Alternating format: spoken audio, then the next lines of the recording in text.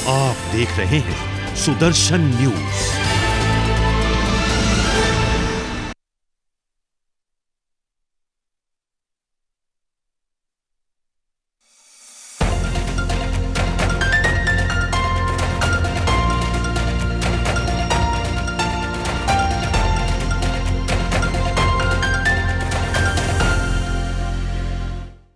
नमस्कार, आप देख रहे हैं सुदर्शन न्यूज। मैं हूं आपके साथ शिवम दत्त मेहता। 9 बज चुके हैं और समय हो गया है आपके नए पसंदीदा शो यानी कि जनमत का एकमात्र ऐसा शो जहां आप हर खबर पर पोल के माध्यम से भाग ले सकते हैं। सोशल मीडिया प्लेटफॉर्म एक्स, जो पहले ट्विटर था, वहां आप वोट कर सकते हैं। हर खबर पर आपकी राय हम दिखाते हैं आपको, और आज हम जिन विषयों पर चर्चा करेंगे उन पर भी जल्दी से एक नजर डालेंगे। जिन विषयों के बारे में चर्चा करेंगे उनको मैं आपको बता देता हूं। लीजिए, आपके टीवी स्क्रीन पर वो मुद्दे भी आ गए हैं। पहला मुद्दा, दूसरे चरण की वोटिंग समाप्त हो चुकी है। सेकंड फेज ऑफ इलेक्शन जिसको कहते हैं लोकसभा चुनाव 2024 का, उसके बारे में एक स्पेशल रिपोर्ट, वोटिंग परसेंटेज से लेके सब कुछ आपको बताएंगे। और उसके बाद ईवीएम पर बड़ा फैसला यानी सुप्रीम फैसला आया है, वो भी आपको बताएंगे कि भाई विरोधियों को कहीं बात चुभे ना, विपक्ष को कहीं चुभे ना, ये भी समझाएंगे। और नमाजियों का मतदान, तीसरा बड़ा मुद्दा जिसके बारे में आपको जानना पड़ेगा, जानना बेहद जरूरी है। और उसके बाद अगली खबर जो है,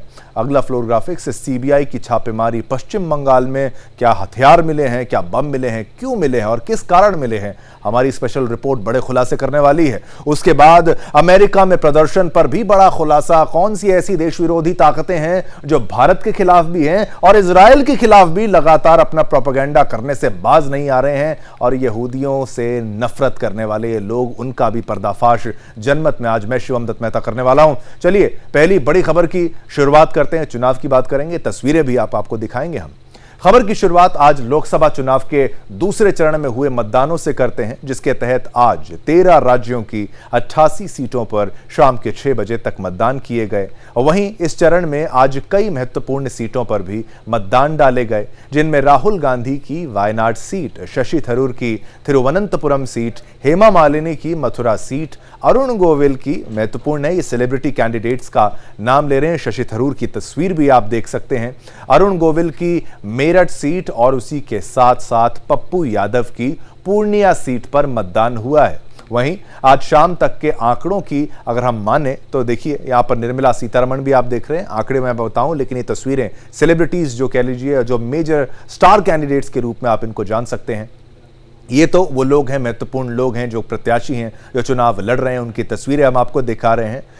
अब आप ये देखिए, आज शाम के आंकड़ों की मैं बात करता हूं आपके साथ, कहां पर कितना प्रतिशत मतदान हुआ है। उत्तर प्रदेश में 52.6% मतदान हुआ है। राजस्थान की बात करें तो लगभग 60% मतदान यहां पर हुआ है। अच्छा आंकड़ा, उत्तर प्रदेश में धीरे धीरे ये लेवल बढ़ा है। राजस्थान में 60% एक अच्छा आंकड़ा, हम इसको मान सकते हैं। महाराष्ट्र में पहले सुस्त था लेकिन वो बढ़ गया, 53% आंकड़ा ये पहुंच गया, लगभग 54%। मध्य प्रदेश की अगर बात करें, 54.83% यहां पर मतदान हुआ है। बिहार में भी पहले सुस्त वोटिंग हो रही थी लेकिन ये बड़ी है, ये 53% पहुंच गई है। लेकिन आप सोचेंगे 50% बहुत ज्यादा होता है या फिर 60 के करीब ज्यादा होता है, लेकिन पश्चिम बंगाल में 71.84% वोटिंग हुई है। देखिए फर्क, आप देखिए लगभग 20% का ये जंप, ये उछाल आपको देखने को मिला होगा।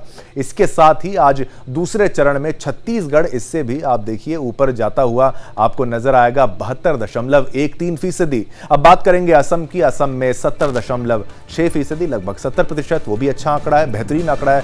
त्रिपुरा तो बाजी मार रहा है, त्रिपुरा में 76.80, 76% का आंकड़ा। मणिपुर भी बराबर की टक्कर दे रहा है, ये वोटर्स के बीच में कंपटीशन है। मणिपुर में 76%। कर्नाटक की बात करें तो थोड़ा नीचे आ जाते हैं लेकिन फिर भी अच्छा आंकड़ा है, 63.90%। केरल में आते हैं 63.97%, और जम्मू कश्मीर में 67.22% वोटिंग हुई है। वहां आज मतदान के समय विभिन्न पोलिंग बूथों पर मतदाताओं में भारी उत्साह भी नजर आया। जहां कोई शादी के मंडप से मतदान करने पहुंचा तो कोई महिला अस्पताल से ही मतदान केंद्र पहुंच गई है। ये तस्वीरें देखिए, आप टेलीविजन स्क्रीन पर ये देख सकते हैं।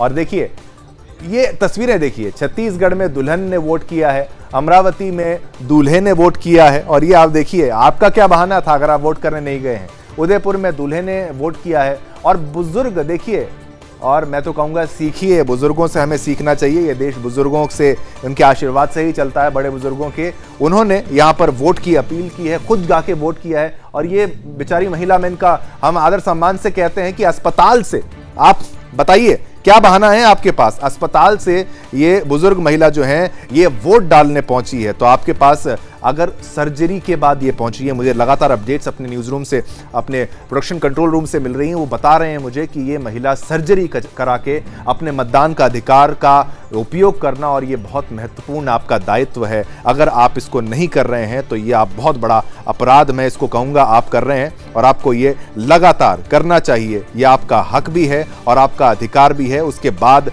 आप ये नहीं कह सकते कि हमने नहीं किया। वैभव, और अब ये देखिए, और हमने आपको तमाम तस्वीरें तो दिखाई हैं, लेकिन आप देखिए ये हम वो दिखा रहे हैं सेलिब्रिटी कैंडिडेट्स, मेजर कैंडिडेट्स जो इस वक्त वोटिंग की तस्वीरें करते हुए। अशोक गहलोत की तस्वीर देखिए, पप्पू यादव की तस्वीर देखिए, और शशि थरूर, महत्वपूर्ण नाम आपको बता दें, जो इस वक्त वोट कर रहे हैं, उनकी तस्वीरें मैं आपको दिखा रहा हूं। आपकी टीवी स्क्रीन पर हम आपको दिखाने का प्रयास कर रहे हैं, और आप देखिए कैसे सभी ने अपने मताधिकार का प्रयोग किया। वसुंधरा राजे भी वहां है, गुलाब चंद कटारिया भी इस वक्त वहां पर आपको नजर आ रहे होंगे। तो दूसरे चरण का मतदान समाप्त हो गया है, और इस खबर पर, क्योंकि हमारा जो शो है इसमें हम आपसे पोल पूछते हैं, पोल के माध्यम से सवाल आपसे पूछा जाता है, और आपने भी क्या अपना कीमती वोट डाला है? अगर डाला है तो हाँ, नहीं तो ना। देखिए आंकड़े अच्छे हैं, बहुमत में है, मेजॉरिटी में है, लेकिन 15% लोगों से हमारी नाराजगी रहेगी कि भाई 85% लोगों ने वोट तो डाला है, लेकिन 15% लोग ऐसे हैं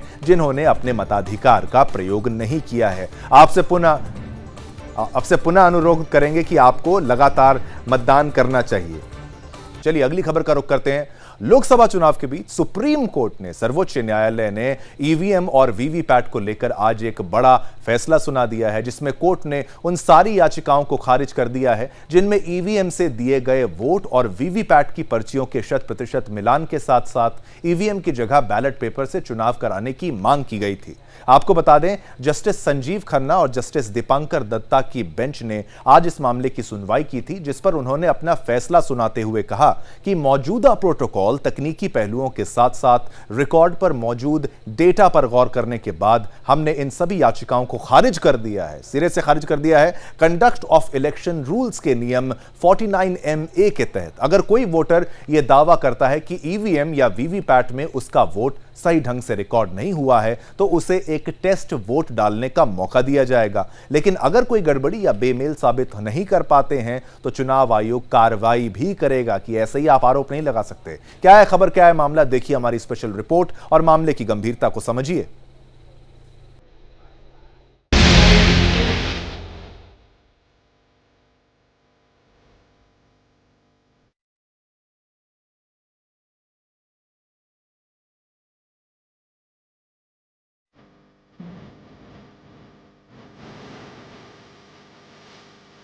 लोकसभा चुनाव के दूसरे चरण के मतदान के बीच ईवीएम वीवीपैट पर सुप्रीम कोर्ट का ऐतिहासिक फैसला आया, जिसके बाद सुप्रीम कोर्ट के इस फैसले का जहां केंद्र सरकार और सरकार में तमाम मंत्रियों ने स्वागत किया, तो वहीं दूसरी तरफ विपक्षी दल सुप्रीम कोर्ट के फैसले से कुछ निराश लगे, जिसके बाद अपनी नाराजगी को जाहिर करते हुए केंद्र सरकार पर ही कई सवाल खड़े करते हुए विपक्षी दल के नेता नजर आए। वहीं सुप्रीम कोर्ट ने अपने अहम फैसले में साफ कर दिया कि मतदान ईवीएम मशीन से ही होगा। ईवीएम वीवीपैट का 100% मिलान नहीं किया जाएगा। 45 दिनों तक वीवीपैट की पर्ची सुरक्षित रहेगी।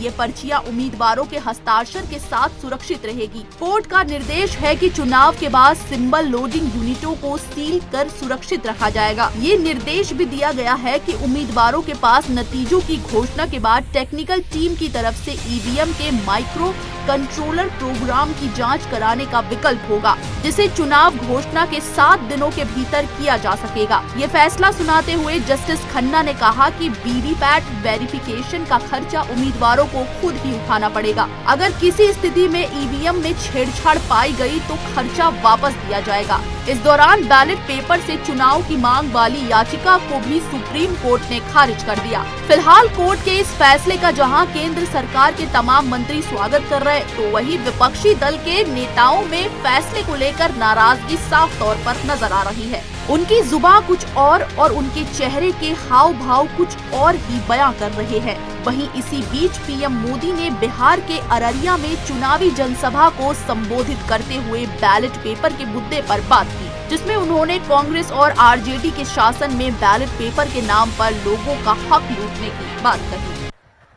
आरजेडी कांग्रेस के इंडी गठबंधन को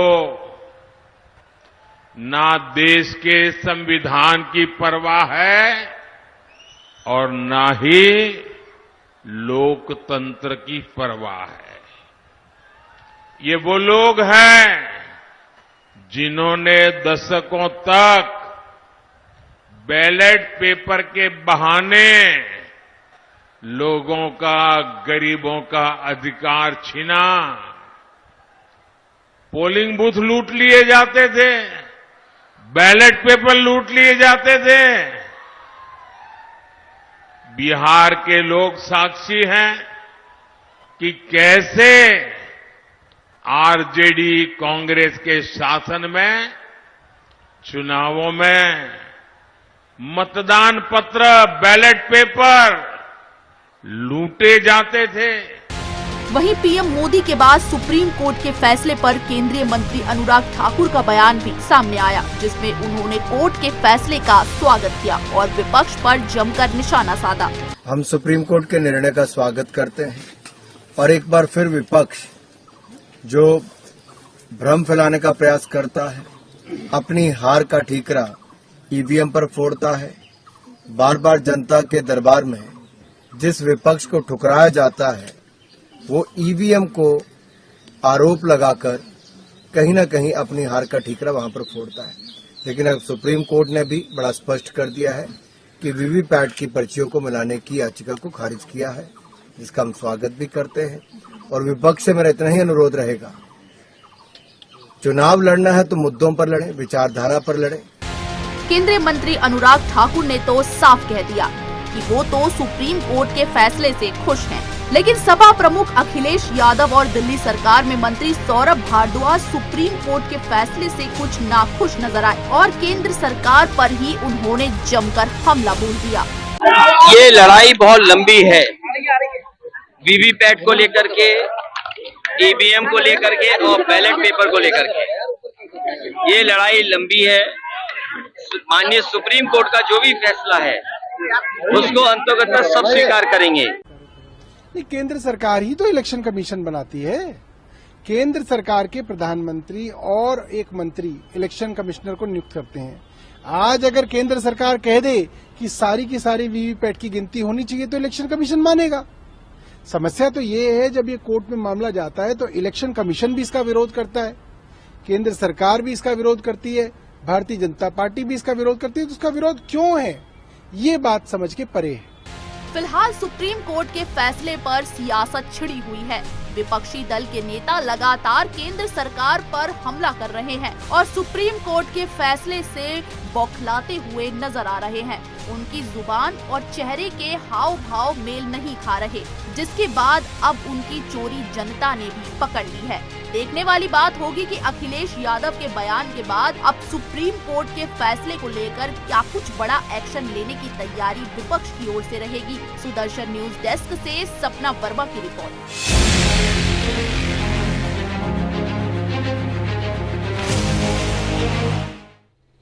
तो चलिए, इस खबर पर भी हमने आपसे पोल के माध्यम से, क्योंकि जनमत नाम है शो का, पोल में सवाल पूछा। ईवीएम पर सुप्रीम कोर्ट का फैसला ठीक है, वैसे तो अदालत की हर फैसला का सम्मान हम करते हैं और हर कोई करता है, और ये आपकी राय भी जान ली। तो बहुमत बिल्कुल सुप्रीम कोर्ट के फैसले के साथ है, 95% प्रचंड बहुमत कहूंगा। यस, हाँ कह रहा है कि ईवीएम पर सुप्रीम कोर्ट ने जो फैसला किया है सही फैसला किया है। 5% लोग कहते हैं नहीं, पर वो बहुत छोटा आंकड़ा है। बात करेंगे संदेशखाली की और बंगाल की। ये बहुत सीरियस खबर आपको बता रहे हैं। बंगाल के संदेशखाली से जो खबर आई है, संदेशखाली एक बार फिर चर्चा में है, जहां सीबीआई ने कई जगहों पर छापेमारी की है। आपको बता दें, इस दौरान तस्वीरें भी दिखाएंगे, सीबीआई ने विदेशी पिस्टल समेत कई हथियार बम और गोला बारूद का जखीरा बरामद किया है। इन जखीरों में कई विदेशी हथियार, विदेश में बनी 9mm और 7mm की पिस्तौल और राइफलें भी शामिल हैं। साथ ही सीबीआई की टीम को कई बम और कारतूस भी मिले हैं।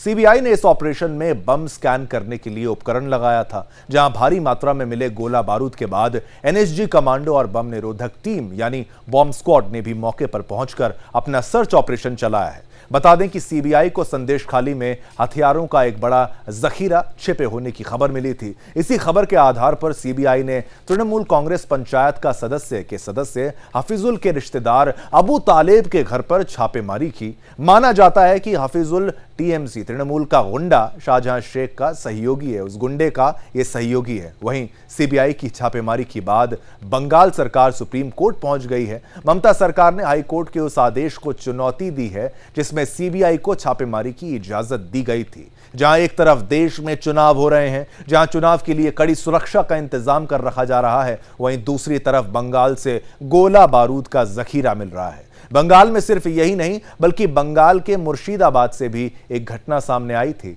जहां टीएमसी का कार्यकर्ता जिसका नाम जिन्ना अली है, देसी बम बनाते समय घायल हो गया। सोचिए, बम बनाते टाइम जिन्ना अली देसी बम बनाते समय घायल हो गया, क्योंकि जिन्ना जब बम बना रहा था तब बम उसके हाथ में ही फट गया। बुरा करोगे बुरा भुगतोगे। आप देखिए, ये तमाम चीजें बंगाल से सामने आ रही हैं और ये मामला डरा देने वाला है। क्या हो रहा है बंगाल में? क्यों बम बनाए जा रहे हैं? क्यों हथियारों का जखीरा मिल रहा है? क्या कोई युद्ध की प्लानिंग की जा रही है? और जिन नेताओं के यहां से ये मिल रहा है, सख्त से सख्त हमारी मांग है, कार्रवाई होनी चाहिए और ये आवश्यक भी है। सीबीआई की दाद देनी पड़ेगी, केंद्रीय एजेंसियों की दाद देनी पड़ेगी। इस खबर पर भी हमने आपसे एक प्रश्न पूछा पोल के माध्यम से। हमने आपसे ये प्रश्न पूछा, टीएमसी नेता का मकसद था चुनाव में बम धमाके का क्या वो हिंसा कराने चाहते थे?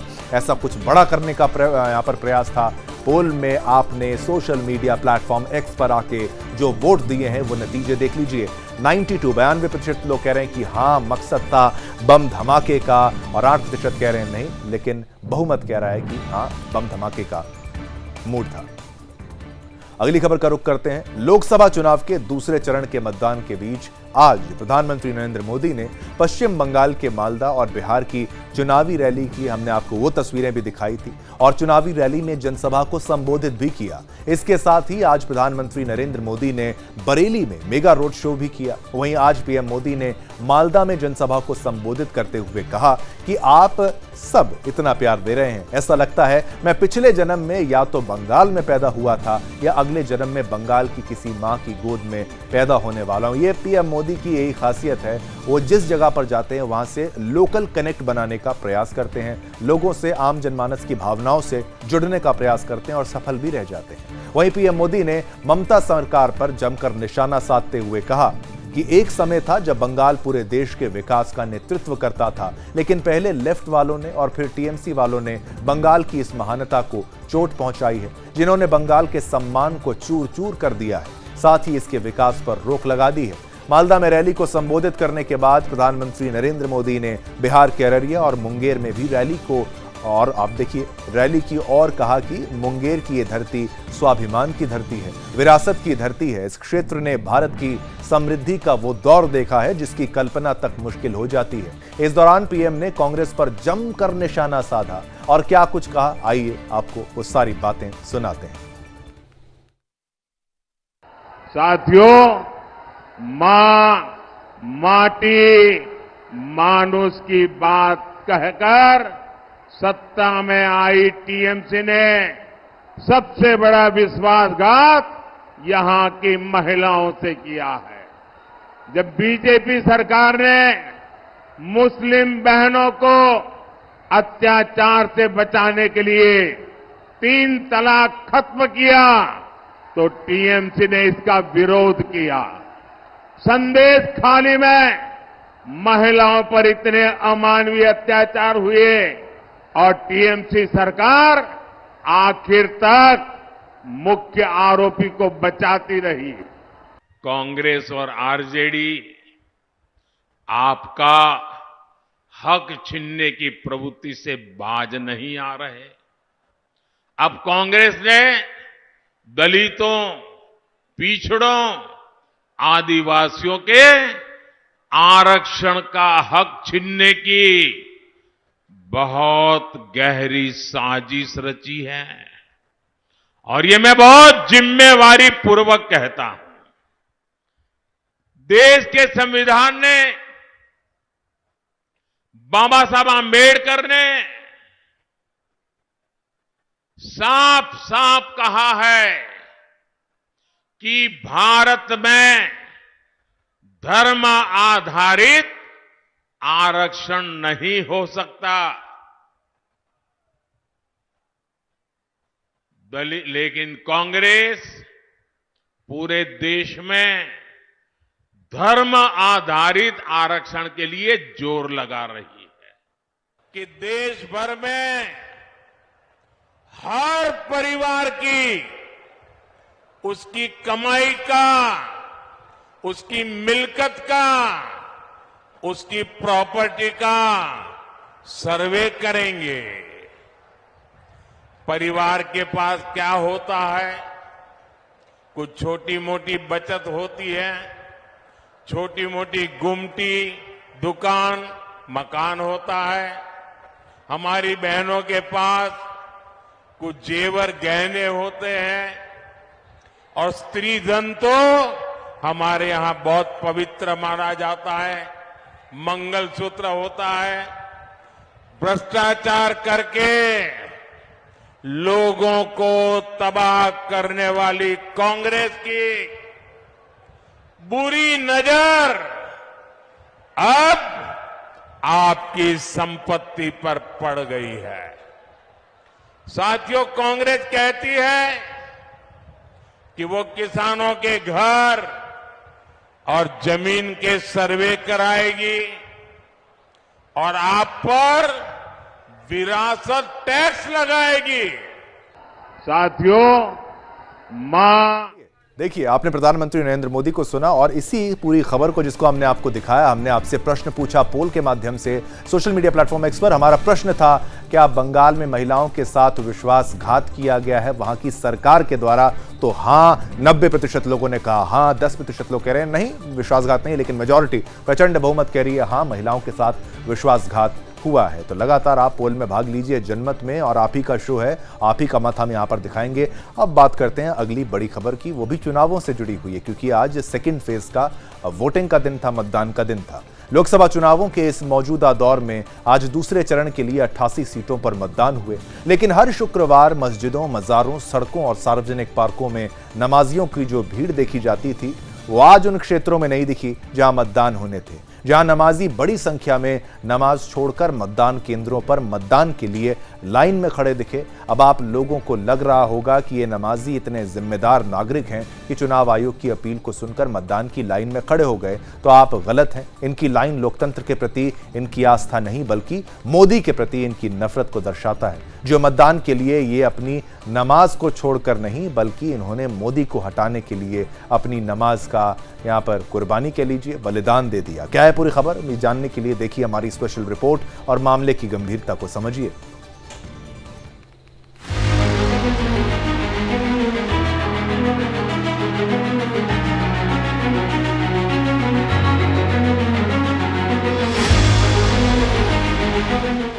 लोकसभा चुनाव के दूसरे चरण के लिए आज 13 राज्यों में वोटिंग हुई। पहले चरण की तरह दूसरे चरण की वोटिंग भी आज शुक्रवार के दिन हुई। वोटिंग में मौलवी की गुप्त तहरीर का सीधा असर आज की वोटिंग पर नजर आया। प्रधानमंत्री नरेंद्र मोदी को हटाने के लिए नमाजी ने नमाज छोड़कर पोलिंग बूथ पर लाइन लगाकर वोट दिया।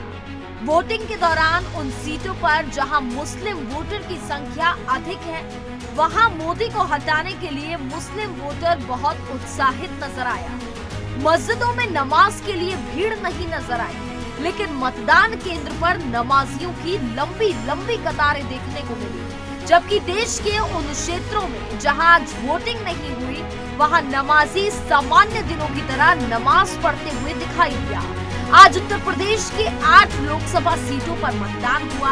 इसी कड़ी में गौतम बुद्ध नगर लोकसभा सीट पर भी वोटिंग हुई। यहाँ पर भी वोटिंग के लिए मुसलमानों ने नमाज की कुर्बानी दी। नोएडा के सेक्टर 54 स्थित खरगोश पार्क में शुक्रवार होने के बावजूद नमाजी जुमे की नमाज के लिए नहीं आया, जबकि ये तस्वीर सामान्य शुक्रवार की है जब आसपास के फैक्ट्रियों में काम करने वाले नमाजी यहाँ भारी संख्या में नमाज के लिए आता था। लेकिन आज प्रधानमंत्री नरेंद्र मोदी को हटाने के लिए उत्साहित नमाजी ने नमाज की कुर्बानी दे दी। Bureau report, Sudarshan.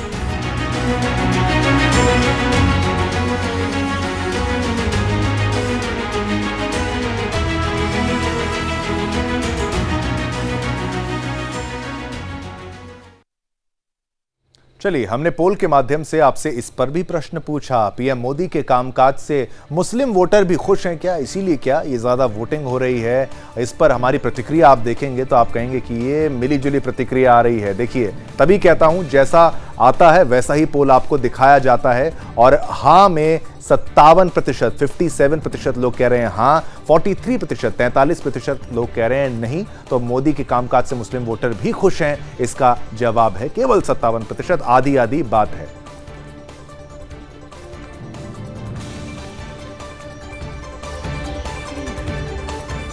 चलिए, देखा आपने हमारे जो पोल हैं जनमत में। आपको पुनः मैं अनुरोध करूंगा, पहले तो सुदर्शन न्यूज को सोशल मीडिया प्लेटफॉर्म एक्स पर जाके, जिसको ट्विटर भी कहते हैं, पहले ट्विटर कहा जाता था, वहां पर फॉलो करिए। और वहां पर जाकर आप हैशटैग आप जनमत भी टाइप करेंगे ट्विटर में जाके, तो भी आपको सीधा हमारे पोल तक ही वो लेके जाएगा। हर खबर पर एकमात्र शो जहां पर आप भी सहभागी बन रहे हैं। आपका मत हम दिखाते हैं रात को 9 बजे हर रोज। अब अगली खबर का रुख करते हैं, इस पर भी हमारा पोल है। अब खबर बात करेंगे, अमेरिका की बात करेंगे, अंतर्राष्ट्रीय जगत की भी बड़ी खबरें हम दिखाते हैं, जहां अमेरिका की कई प्रसिद्ध यूनिवर्सिटी में फिलिस्तीन के समर्थक में, आप देखिए फिलिस्तीन मतलब पैलेस्टाइन के समर्थक की मांग को लेकर विरोध प्रदर्शन किया जा रहा है। जहां इन दिनों लगभग अमेरिका की 25 यूनिवर्सिटी में फिलिस्तीन के समर्थन में नारे लगाए जा रहे हैं, जहां प्रदर्शनकारी छात्रों को रोकने के लिए कड़ी मशक्कत की जा रही है, जिसके तहत अमेरिकी पुलिस ने कई छात्रों को गिरफ्तार भी किया। वहीं पुलिस की गिरफ्तारी के बाद भी विरोध प्रदर्शन कम होता नजर नहीं आ रहा है। वहीं अब छात्रों के इस विरोध प्रदर्शन को लेकर एक बहुत बड़ा खुलासा हुआ है, जहां वॉल स्ट्रीट जर्नल की पत्रकार, इस नाम जिनका है ईरा स्ट्रॉल, ने ये बताया है कि जॉर्ज सोरोस और रॉकफेलर ब्रदर्स फंड, ये दो फिलैंथ्रोपिक ऑर्गेनाइजेशन है, प्रचार प्रसार भी करते हैं और लोगों की मदद के नाम पर भी सामने आते हैं, लेकिन एजेंडा इनका बड़ा होता है, घातक होता है, छुपा हुआ होता है। प्रदर्शनकारियों को ये रॉकफेलर ब्रदर्स और जॉर्ज सोरोस, ये नाम बार बार सुना होगा, ये लोग फंडिंग कर रहे हैं। क्या है पूरी खबर, देखिए हमारी ये स्पेशल रिपोर्ट और मामले की गंभीरता को समझिएगा।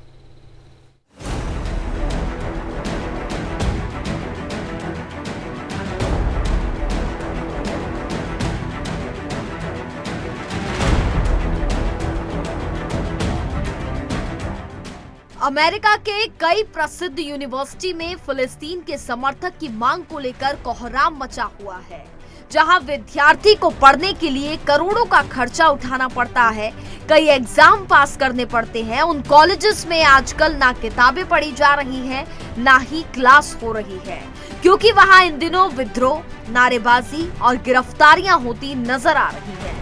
दरअसल अमेरिका में फिलिस्तीन के समर्थन में विरोध प्रदर्शन चल रहा है। ये प्रदर्शन इतना बड़ा हो गया है कि लगभग 25 यूनिवर्सिटी में फिलिस्तीन समर्थन के नारे लगाए जा रहे हैं, जिसमें Columbia, Yale, Texas, Austin, Los Angeles जैसी नामी यूनिवर्सिटी शामिल है।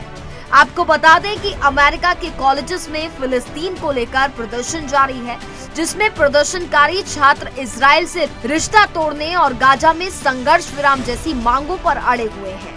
यूनिवर्सिटी प्रशासन की तरफ से प्रदर्शनकारी छात्रों को रोकने के लिए कड़ी मशक्कत की जा रही है, जहां अमेरिकी पुलिस ने कई छात्रों को गिरफ्तार कर दिया, लेकिन पुलिस की कार्रवाई के बाद भी प्रदर्शनकारी छात्र पीछे हटने के लिए तैयार नजर नहीं आ रहे हैं।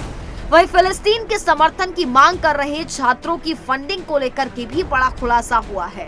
इस खुलासे में वॉल स्ट्रीट जर्नल WSJ के पत्रकार ईरा स्टोल ने इस बात पर जोर देकर कहा, अमेरिका की दो सबसे बड़ी संस्था यानी जॉर्ज सोरोस और रॉकफेलर ब्रदर्स फंड प्रदर्शनकारियों को फंडिंग कर रहे हैं और अमेरिकी यूनिवर्सिटी में अशांति फैलाना का जिम्मा भी उठा रहे हैं। वॉल स्ट्रीट जर्नल के पत्रकार का कहना है कि यहूदी विरोधी के विरोध प्रदर्शन में शामिल मलक अफाने और ग्रेग बिरकहेट मार्टिन नामक 2 छात्र कार्यकर्ताओं को फिलिस्तीन समर्थक के विरोध में पुलिस ने गिरफ्तार किया था। ये दोनों ही फिलिस्तीन अधिकारियों के लिए अमेरिकी अभियान के युवा साथी थे। इन्हीं फिलिस्तीन अधिकारों के लिए अमेरिकी अभियान में 3 महीने के कैंपस आधारित युवा अधिकारियों को $2,880 से लेकर $3,360 तक का भुगतान करता है। जॉर्ज सोरोस ने अमेरिका में फंडिंग से पहले भी अदानी हिंडबर्ग पर चल रहे विवाद का फायदा उठाया था और भारत सरकार पर तीखा हमला किया था। इतना ही नहीं, जॉर्ज सोरोस ने प्रधानमंत्री नरेंद्र मोदी पर भी सांठगांठ का आरोप भी लगाया था। Bureau report, Sudarshan.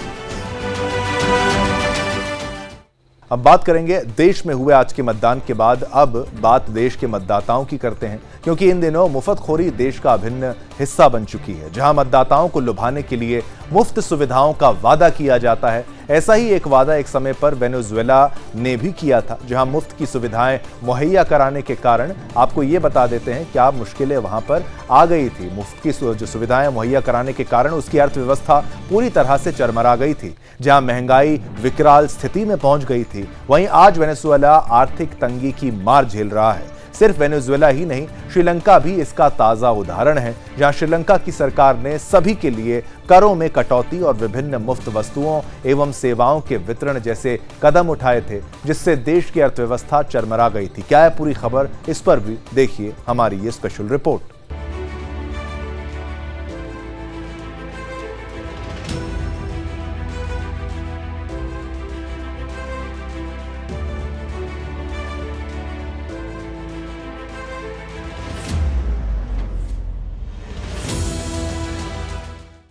भारत में वेल्थ रीडिस्ट्रीब्यूशन का शिगुफा इन दिनों खूब ट्रोल कर रहा है। कांग्रेस और उनके सहयोगी कह रहे हैं कि पहले सबकी संपत्ति का पता लगाएंगे और फिर सब में बांट देंगे, सबको अमीर बना देंगे। सुनने में कितना अच्छा लगता है। सारी टेंशन खत्म, बैठे बिठाए सब मौज करेंगे, कुछ नहीं करना होगा, बिना कुछ किए सब अमीर हो जाएंगे। लेकिन मुफ्तखोरी के इस कल्पना लोक के सुहाने सपने महज एक भ्रम हैं। ऐसा नहीं है कि इस बोगस वामपंथी सिद्धांत पर पहली बार कोई अमल करने की सोच रहा हो। इस मुफ्तखोरी की कीमत कई देश चुका चुके हैं। लोग जेब में लाखों रुपए लेकर घूम रहे थे। ब्रेड, कॉफी और सब्जी जैसी चीजें लाखों रुपए में खरीदने लगे, लेकिन फिर भी सबकी जिंदगी गरीबों जैसी ही रह गई। वेनेजुएला, श्रीलंका और ग्रीस जैसे तमाम देश इसी मुफ्तखोरी वाली सोच से बर्बाद हो गए। तेल और गैस संसाधनों से भरपूर वेनेजुएला कभी बहुत अमीर हुआ करता था। यहाँ के लोगों का लाइफस्टाइल बेहद आलीशान था, लेकिन अब इस देश के लोग बेहद गरीबी में जीवन गुजार रहे हैं। देश में बेरोजगारी है और लोगों को मूलभूत सुविधाएं भी नसीब नहीं हो रही। इस देश में महंगाई इतनी तेजी से बढ़ी कि उसे कंट्रोल करना ही मुश्किल हो गया। जानते हैं क्यों? मुफ्तखोरी की दीमक सब चाट गई। 1999 से 2013 तक ह्यूगो चावेज के शासनकाल में वेनेजुएला स्वर्णिम दौर में था। खूब तरक्की की देश ने, नागरिकों ने उन्हें मसीहा बना लिया। चावेज का मानना था कि वेनेजुएला को दुनिया में तेल बेचकर जितना भी पैसा मिलता है वो पैसा वहाँ के लोगों पर खर्च होना चाहिए। जब वो राष्ट्रपति बने तो उन्होंने इस अमीर देश में अमीर गरीब सबके लिए सब कुछ मुफ्त कर दिया। इसमें पानी, बिजली, स्कूल की फीस से लेकर अस्पताल का इलाज और पब्लिक ट्रांसपोर्ट सब कुछ मुफ्त हो गया। इसके बाद देश बर्बाद होता चला गया। वेनेजुएला में सामानों के रेट आसमान पर पहुंच गए। रोजमर्रा की चीजों के लिए भी मारा मारी मच गई।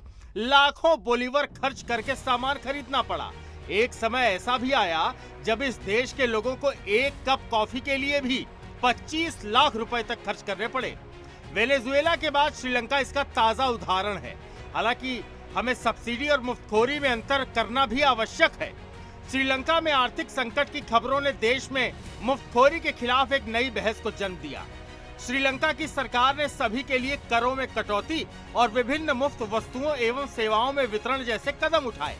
परिणाम स्वरूप उसकी अर्थव्यवस्था पर भारी बोझ से उसके पतन की स्थिति बन गई।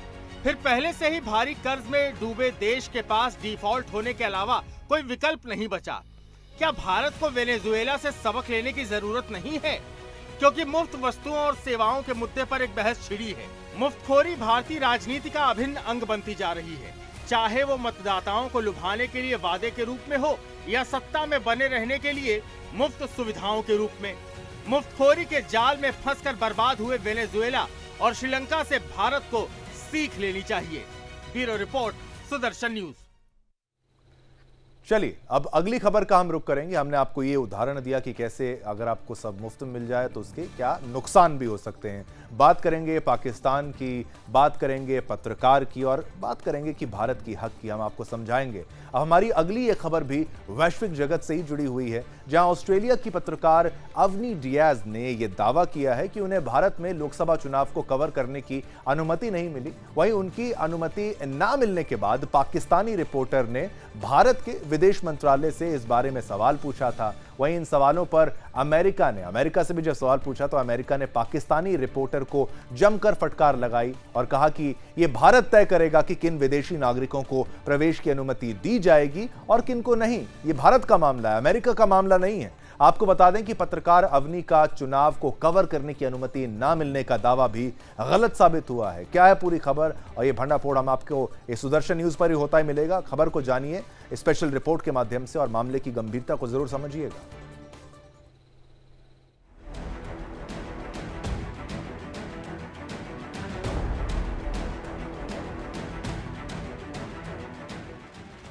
देश भर में आज कई राज्यों में दूसरे चरण का मतदान हुआ। वहीं हिंदुस्तान में चुनाव को कवर करने का मुद्दा अमेरिका तक पहुंच गया है, जहां ऑस्ट्रेलिया के पत्रकार को हिंदुस्तान में लोकसभा चुनाव को कवर करने की अनुमति नहीं दी गई थी। ये अनुमति ना मिलने के कारण पाकिस्तानी रिपोर्टर ने सवाल पूछा था। इन सवालों पर अमेरिका ने पाकिस्तानी रिपोर्टर को फटकार लगाई और कहा कि हिंदुस्तान तय करेगा कि किन विदेशी नागरिकों को प्रवेश की अनुमति दी जाए या नहीं, चाहे वह अल्पकालिक यात्री हो या अंतर्राष्ट्रीय पत्रकार हो।